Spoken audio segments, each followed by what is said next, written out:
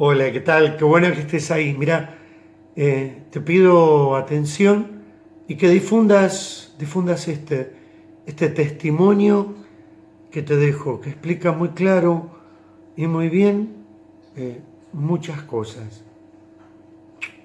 Escúchalo con atención y compartilo con todos. I am X24571844 Gunner Edward Denmark. I served in T Battery Charles Usual's Troop of 12th Air Defence Regiment Royal Artillery. I fought in the Falklands Malvinas War in 1982 as a rapier missile operator. My job was to shoot down Argentine aircraft. Sadly, my battery achieved its aims and shot down a number of aircraft. My contact and everything to do with this has been through my good friend Julio Herrera Vidal, VGM. Now, I'm not reading from a script because I know this stuff by heart, but I need a prompt because my memory is not what it used to be. I'm suffering from terminal blood cancer, multiple myeloma, and that is what's prevented me from coming to Argentina, but I still hope to make the journey. This address is to you soldiers, but it's also to your President, Macri.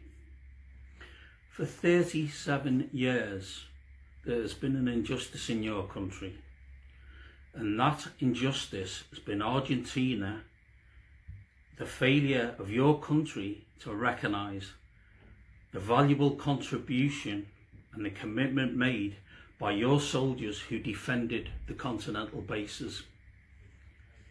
Those soldiers not only defended them bases, they also armed and serviced the aircraft that attacked us in the Malvinas. Now, I witnessed the courage of your pilots. I have never seen such superb and courageous flying in my entire life, and I've seen a lot of air forces fly all over Europe, but your pilots were superb. That said, they would not have been able to carry out their job had it not been for the valiant contribution made by the soldiers on the continental bases who armed, serviced those aircraft.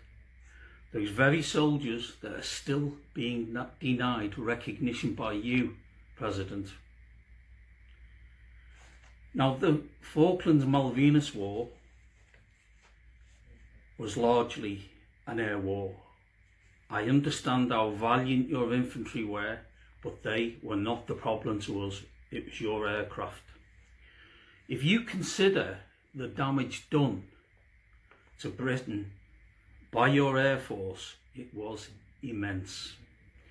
The amount of ships sunk and the damage caused, and just the daily fear of those air attacks.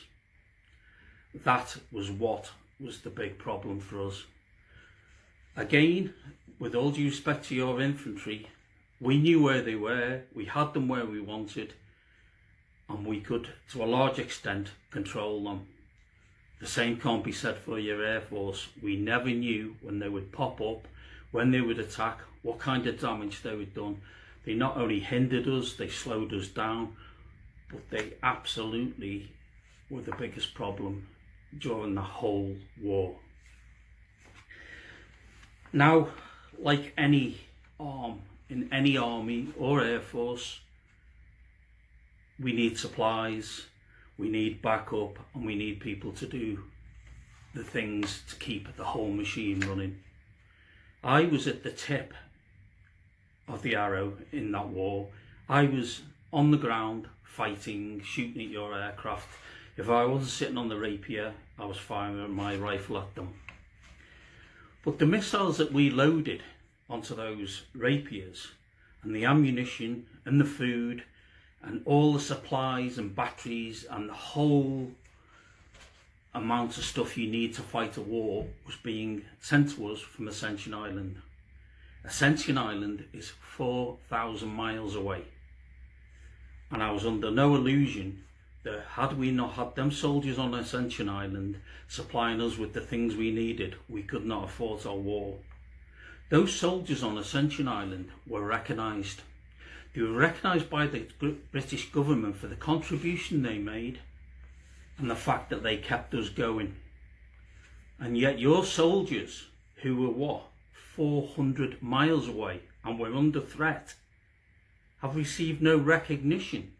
And yet our soldiers, with all due respect to them, who were under no threat from air attack or anything else, or even possible landings, have received their medals and are recognised, quite rightly I might add, as veterans.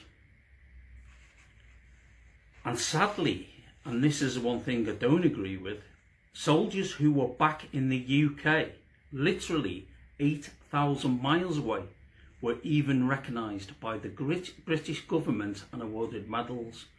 And yet soldiers of the Argentine Air Force, 400 miles away and under threat from landings and God knows what, have been denied recognition. That's not right. Now, a lot has been written in the press about various operations, and one of them, I'll just go to my notes, was an operation called Plum Duff, and the other one was Operation Mikado. Now, a lot's been written about these operations. One of them, Mikado, the idea was that they're going to land at Rio Grande and Tierra del Fuego, excuse my pronunciation of them bases, where the crews lived. The aim was to kill the pilots and ground crews in the living quarters. And the other one, forces did land. Unfortunately, it was an epic failure because of supplies, weather conditions, and just various unforeseen circumstances. So British forces did land in Argentina, and it's well documented.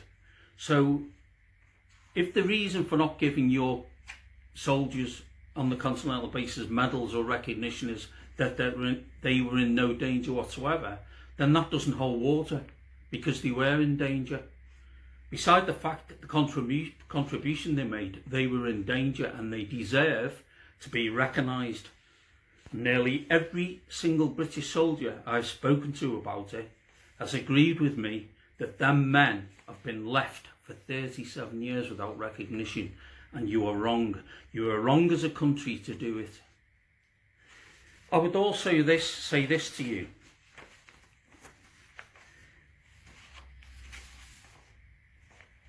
President Macri, that war in 1982 was not a defeat for Argentina by any means.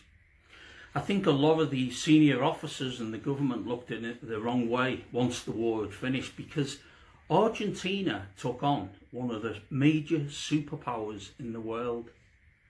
And though it pains me to admit it, they gave us a bloody nose and they fought courageously. So instead of looking on this as a defeat when your soldiers returned, you should have been celebrating in the streets for their courage and everything they done, and the loss, and celebrated the loss of your soldiers for what they done. I would like to say this to you, and I hope you will answer this. And I'm going to read this from the script that I've written out.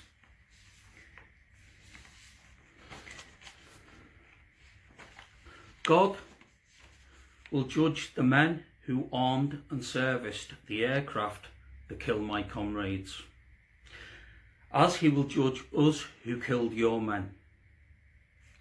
But I ask you this: if those men are to be judged by God and therefore recognised for their part in war, why is it, sir, that you still choose to ignore them? Please, I'm asking you this, and I'd like to see this before I actually die myself, that you and the Argentine government and the Argentine people recognise these men. Do not let any more die and go to the grave as unrecognised. You owe it to them. You owe it to them as a nation, and you've got a moral duty to recognise them for what they've done. They are war veterans. It's got no matter that they never stood on the Malvinas, they were less than 400 miles away. 400 miles is absolutely nothing, and it's not enough of a distance to deny them the recognition they deserve. So I ask you, President Macri, to respond to this request and do the right thing. Please put this right for all those men, all the families, and in the memory of all those men who have died and gone to the grave not recognised. I thank you for your time. I salute all you veterans. I will fight for you as long as I've got life in my body. I promise you that. Thank you.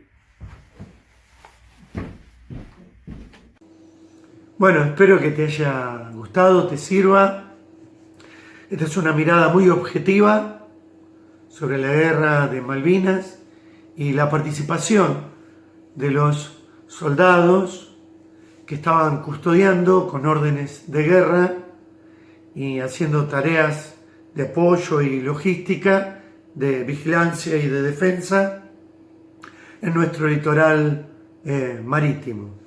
Muchos de ustedes saben que yo soy uno de esos soldados.